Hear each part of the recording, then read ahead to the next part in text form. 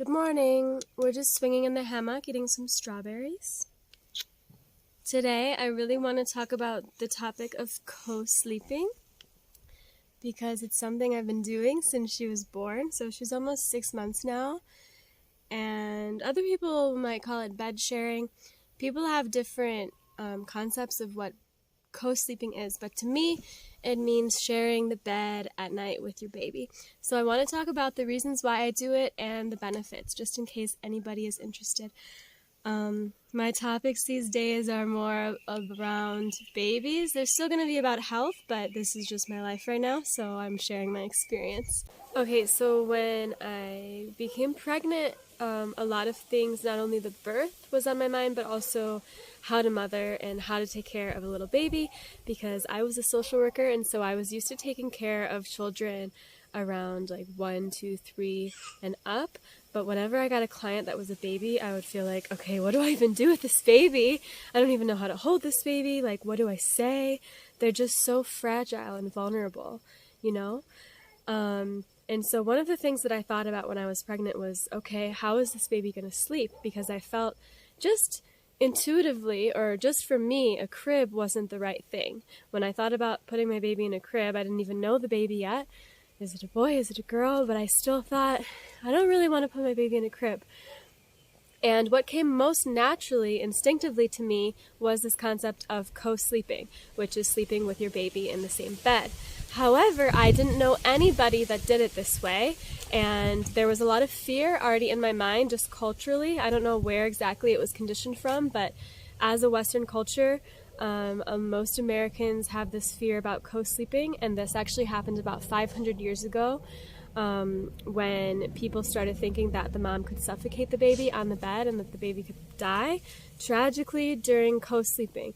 And this is also when the US is becoming much more individualistic and independent, and we really prize independence, but at what cost, right? So most of us are so independent to the point that we feel uncomfortable asking people for help. We want to do everything on our own, even when we're totally overwhelmed, and we say that it's fine because we're independent. And we even expect our babies to be like this. And so this is where the fear was coming in from for me. I thought, oh my God, I can't sleep with a little baby. What if I roll over on the baby? But actually, when I had the baby and I gave birth, the baby was so small that she could lay on top of my skin, which is really amazing for the baby. Skin to skin is so important to regulate body temperature. So the day she was born, we pretty much started co-sleeping immediately. That's exactly what we did. I put her right on my skin, and of course newborn babies sleep so much, so she was sleeping most of the day either on top of me or right next to me. And after the birth, I knew for a fact that no mother would roll over on their babies and that I would never harm my baby. Consciously, obviously, and unconsciously, I would never do it, and your body just knows. And obviously there are cases that the baby is harmed in instances of co-sleeping, and this is why it's kind of taboo in Western cultures, and other countries are changing too, that they're getting like cribs for their babies. Their babies are also becoming more westernized. And this is because there are cases that this has happened. But that's typically, there are some risk factors for co-sleeping, and that is if the mom or the dad, whoever the adult is sleeping with the baby in the bed, whether it be both, whether it just be the mom, if they're drinking alcohol, if they're taking prescription medications, or if they're a smoker. And there are some risks that say that if the mom is really obese, then that could also be a risk factor. I still feel like even if you're overweight, you're not going to roll over on your baby, but obviously it's going to be more dangerous the more that you weigh.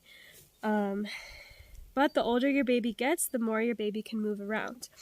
And so this is one of the benefits of co-sleeping, not only the skin to skin, the regulation with temperature, but also regulating the heart rate and the brain waves and the sleep cycle.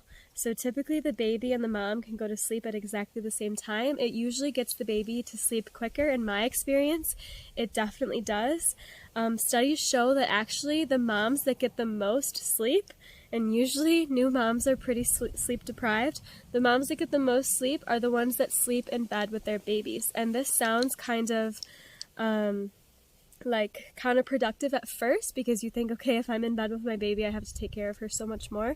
But actually it's not true, because the babies that are sleeping farther away or in another room, the mom has to get up out of bed, go take care of the baby, put the baby to sleep, and sometimes the baby like wakes up a little bit right after she goes to sleep to make sure the mom is still there. I've had that happen to me so many times. I put the baby down for a nap, or I put her down to sleep, and she jolts awake a few minutes later, and her eyes open so slightly, and if she sees I'm there, she goes back to sleep literally in an instant. And if she doesn't see that I'm there, if I put her for a nap and then I go do something else around the house, she starts crying, and I have to go back and I have to do the whole thing over again. So it really saves so much time when you're just in bed with the baby. At night, she wakes up a few times to feed, of course, and when they're smaller, they're going to wake up more often because their stomachs are smaller and less capable of holding so much liquid, so much milk. And so all you have to do is you wake up when the baby moves, you feed the baby, and then you put her down next to you and she goes to sleep, and she feels so comfortable. Both of you feel emotionally stable and secure because you know that you're both there. You don't have to worry about what's happening to your baby in the other room. And your baby, this is going to help them so much emotionally, because the last warning sign for a baby is crying. And so my baby really doesn't cry that much, like only if she really wants something that I don't give her. For example, she wants to play with something and she starts eating it, and I feel like, okay, this probably isn't the best for her to put in her mouth, and I take it away because she's at the stage where she's super curious. That's when she's going to start crying. But at night, she never cries because I'm right there. She knows that her needs are met. Babies are the most vulnerable living thing on the planet as far as mammals go, because usually other species are born more capable, but human babies are very, very vulnerable. They're very, very fragile, innocent, weak, and so we need to protect them. And the safest place for a baby is to be on the mother, in the mother's arms, or right next to the mother, because we have this intuition. We know our child more than anybody else, more than any machine. Can you imagine if your baby monitor broke, it failed you, and you can't hear your baby crying? The baby has to work itself up so much more to cry to tell you that they're hungry. But my baby doesn't need to do that because I'm right there, and all she has to do is move a little bit. In bed, she just shifts, she whacks me with her arm, and I wake up. Oh, okay, you must be hungry. It's time to feed you. And then I feed her, and then 10 minutes later, I put her down and she's back asleep, and I feel like, okay, some days, yeah. Some days I wake up and I'm a little tired, I'm going to be honest, but most of the time I feel like I get a pretty good night's sleep, and that is because of co-sleeping. Okay, I've moved positions with the sun. The biggest convincing factor of co-sleeping for me is your baby's life itself. So the cultures that have the highest rates of co-sleeping, the mom or a parent sharing the bed with the baby, have the lowest rates of SIDS, sudden infant death syndrome, in the entire world. So SIDS has a lot of unknown causes. A lot of people have different theories about it. But again, your baby crying is the last resort. So your baby has a lot of other warning signs when your baby is hungry, cold, uncomfortable, when your baby needs you, and they're going to do these things before they cry. So this includes moving a little bit, making sucking noises, that means they're hungry, moving their mouth, opening their eyes, making different facial expressions. Like, you're going to know. Different changes in breathing even. When you co-sleep with your baby, you become so much more sensitive to your baby's needs. Your intuition even strengthens, and your bond with your baby strengthens even more because you're spending that much more time with your baby. And so you're getting to know them like double the time as you would before because you're spending the entire night together.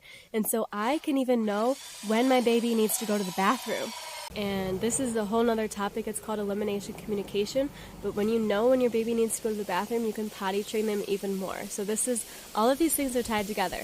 Natural birth, natural pregnancy, co-sleeping, breastfeeding, potty training, emotional connection throughout their life, health for the mother and the baby throughout the whole life, all of these things are connected. I've had a lot of really great experiences co-sleeping with my baby.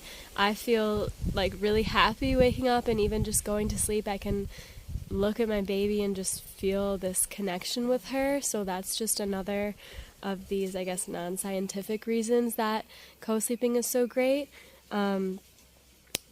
The fears about co-sleeping, it's not only about the child potentially dying and suffocating. If you know how to put your pillows in your bed and not have so many sheets, like that's just a no-brainer.